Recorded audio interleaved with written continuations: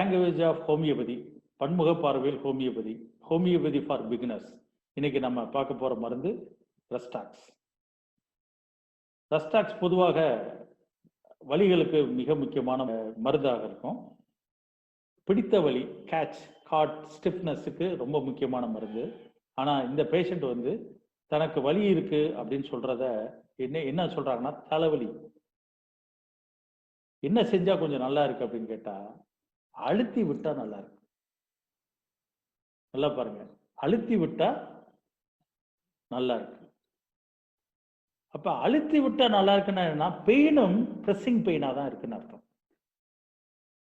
பெயினும் வந்து பிரஸிங் பெயினா தான் இருக்குன்னு அர்த்தம். ஏன்னா சிமிலர் எஃபெக்ட் தான் அந்த சிமிலர் சென்சேஷனை சரி பண்ணும். அப்ப பிரஸிங் பெயின் வந்து வைட்டல் சென்சேஷன்ல ரஸ்டாக்ஸ்ல மிக முக்கியமானது. அந்த அனகார்டிஸ் ஃபேமிலியே பிரஸிங் பெயினுங்கிறது ஒரு சென்சேஷன். அதனால ரஸ்டாக்ஸ்ங்கிற மருந்தை நான் கொடுத்த, அதுவும் மழை காலம். அதனால உறுதியாக தைரியமாக கொடுத்தேன்.